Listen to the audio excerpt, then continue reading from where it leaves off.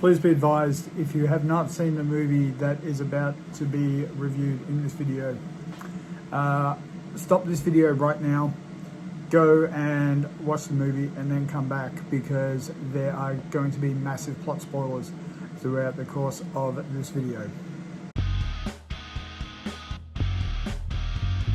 Hey everybody, and welcome back into the vault. I've got a very good little review for you this week. Now, no surprise, I am a fan of Batman.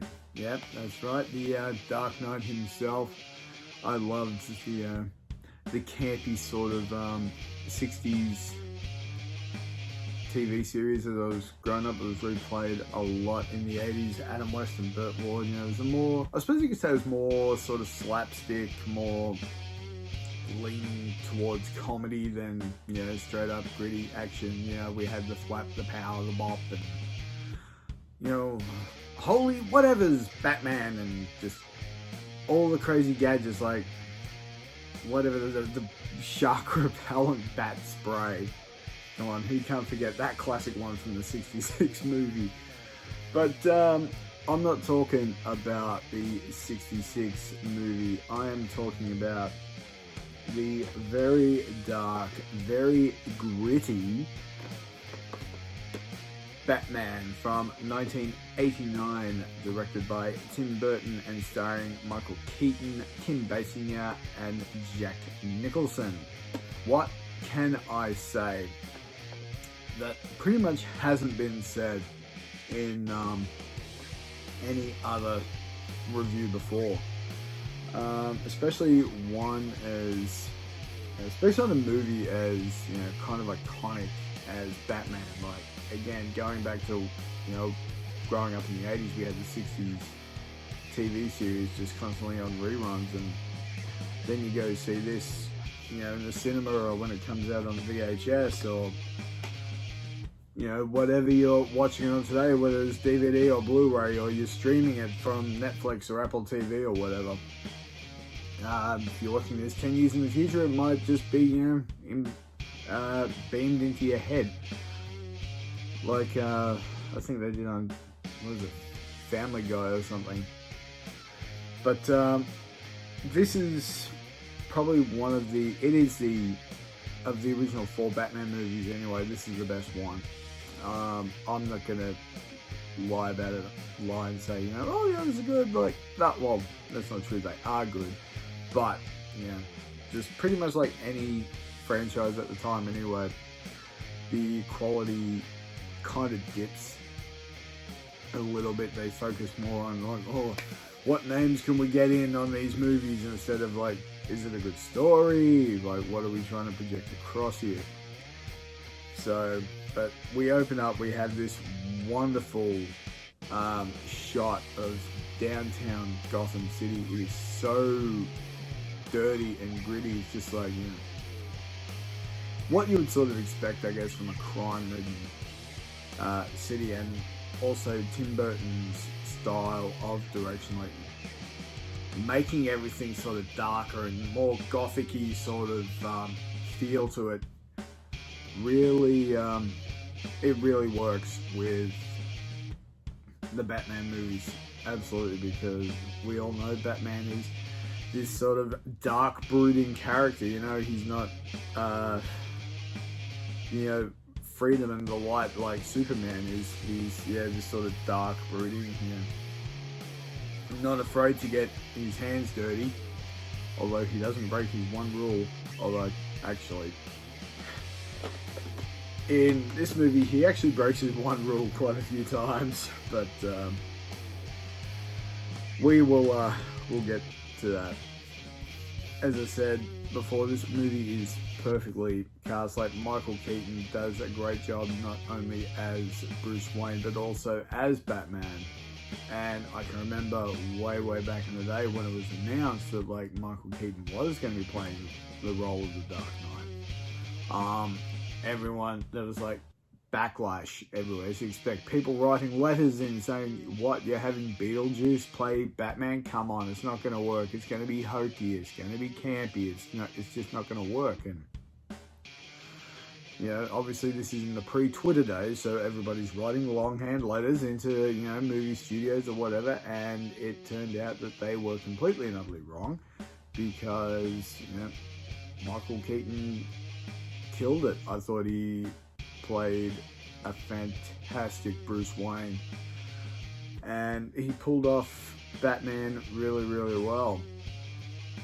One of the things as well, like, then we got to talk about the iconic, you know, the Batsuit. You know, it's instead of like the blue cowl and cape and sort of grey, this is just all completely black with, you know, the yellow crest in the middle. And the one thing about this suit, where you watch later Batman movies, especially I think it was The Dark Knight, where he's trying to organize a new suit, and there's a reference in there that actually throws back to this original movie, saying, I think it was Lucius saying something along the lines of, well, make turning your head to back out the Batmobile a lot easier, because if you watch this movie very closely, when, you know, Batman has to look from side to side to look up, he can't just turn his head.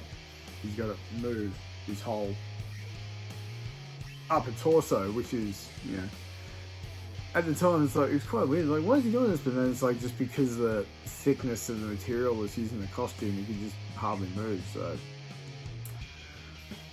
that's just the way that one was. And, you know, that was the 80s, man. That was the 80s. But also Jack Nicholson, he is absolutely perfectly cast as the Joker. Like, whenever you want a, you know, sort of like a crazy, deranged, out there bad guy, go to Jack Nicholson. I mean, you know, who can forget, like, just the way he was in The Shining? Like, just, here's Johnny!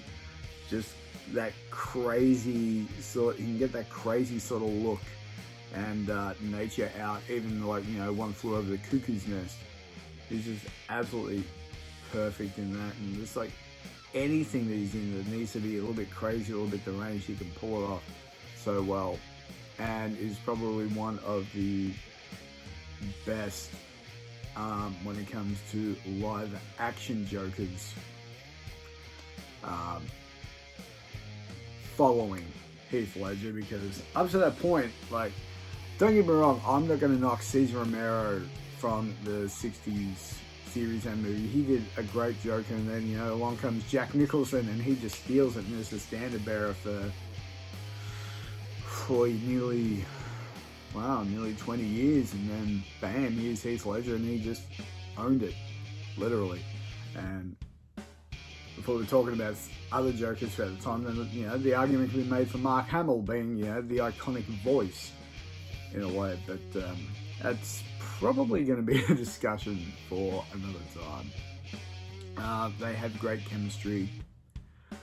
And the very few scenes they actually shared together, Bruce Wayne / Batman and the Joker, I think there's only like maybe 3 scenes throughout the whole movie where they actually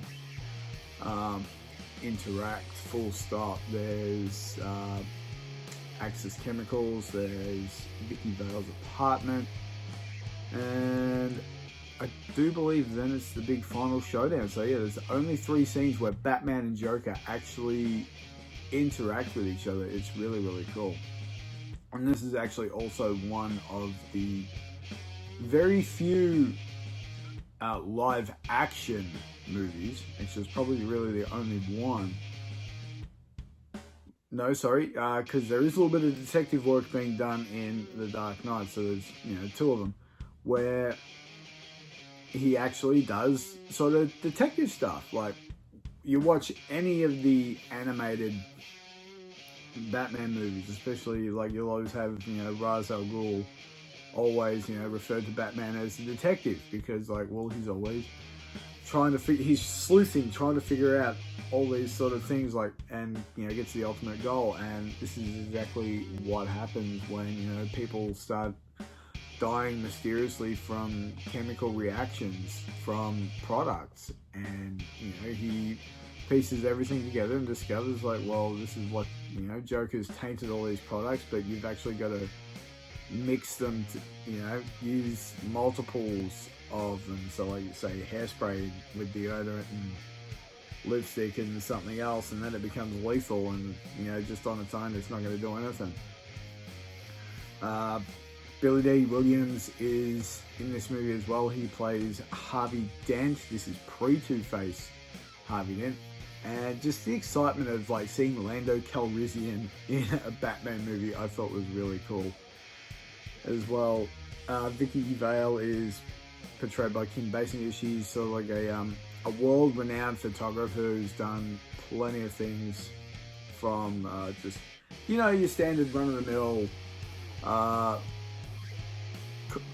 photography contracts, and then stuff like the Corton Maltese and everything like that. So there's more great interaction. There's a lot of really great interaction with all the characters in this movie, in fact. And it's just a fun movie to watch. Strongly recommend it.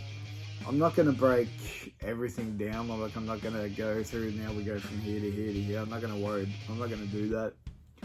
I'm just going to talk about it for about, 10, 15, 20 minutes, however long it takes. Now, let's talk the car. We've got to talk about the Batmobile, because this thing, when it came out, I think everyone wanted a Batmobile like this. It just looked so cool. I think the base is like a 67 or 69 Chevy Impala. And again, it just grasps that sort of Tim Burton style of it. Is sleek. It's got the wings. It's got the the jet propulsion at the back to sort of coincide a little bit with the original 60s one. But just everyone wanted a car like this. It was just so cool. It was sleek. It was black. It was just, you couldn't ask for anything else. And this is like, up until The Killing Joke, which came out a couple of years ago, this is what everyone thought the backstory of the Joker was, that he started out as this two-bit sort of, street thug named Jack Napier, who was, working for a mob boss and has a showdown with Batman, and, gets dropped into the vat of chemicals, which we, if you read The Killing Joke or anything like that, yes, that happens, but he's, instead not a, and he's still, I guess, sort of a goon in a way, but is known as Red Hood, not Jack Napier. So there is a little bit of a retcon later on, but we get the whole introduction of the Joker. And as I said, Jack Nicholson, he hands it up. He plays Joker really, really well. Again, one of the second best live action Jokers, following Heath Ledger. And just the ultimate climax with the showdown on top of, this 17th century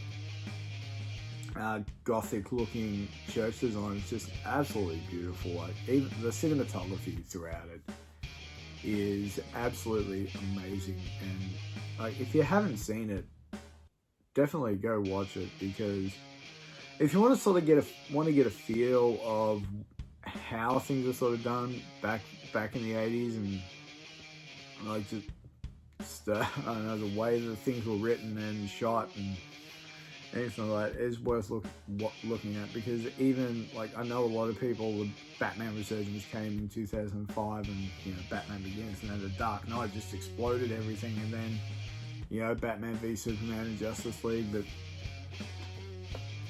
this is the one where the modern take of Batman movies pretty much began. Like, you can see, like, how cool is that iconic design there of the Batsuit. It just looks sick. Jack Nicholson Michael Keaton and Kim Basinger in their pictures on the back as well. Yeah, just absolutely incredible. As I said, this is well done. I don't think it goes for like an hour, 20 minutes or so. Just over 2 hours. So, but it doesn't feel like it goes for that long. It's just a very easy watch. Just grab some popcorn and just go nuts. Again, I can't say enough about the cast, because this is just absolutely well put together. It is one of the better cast Batman movies. I do believe, like, even the later sequels, like Batman Returns, Batman Forever, and Batman and Robin, they did get some of the casting elements right. Like, Danny DeVito was perfect as Penguin. Michelle Pfeiffer was great as Catwoman. Jim Carrey as the Riddler, he just kills it. I can't imagine anybody else playing Riddler in any movie apart from Jim Carrey. I don't know what they were thinking with Arnold Schwarzenegger as Mr. Freeze, but God, he hams it up so much you can't not like it. Even if it is one of the worst movies of the franchise, Batman and Robin, he just hams it up so much. So the casting, for most part, throughout all four of those movies is pretty much on point. But yeah, look, definitely check it out. 1989, again, it came out. Batmania was everywhere. Like, even Prince was on the soundtrack for this as well. There's actually a few songs of Prince's on the movie itself. Like, Prince pretty much was the late 80s Kenny Loggins. Like, he was everywhere. So probably a lot of people are like, who's Kenny Loggins? Like, you think, you know, Top Gun and Footloose, like anything early 80s, early to mid 80s, Kenny Loggins is all over. But anyway, yeah, definitely Batman, check it out. It is well worth a watch. I want to send a huge thanks to Nims Azura, who did the logo and the background on the Halloween review that Ned and I did last time. It looked absolutely incredible. So Nims, thank you very much for that. I'm gonna get you on the vault at some stage. But yeah, that's it. Thanks so much, and I'll see you next time. Hey guys, thank you so much for checking out the video. If you like what you see, click that subscribe button. Make sure you dangle that notification cowbell. You can hit me up on all of my social medias, which will be down in the description box below. And I shall see you all next time around.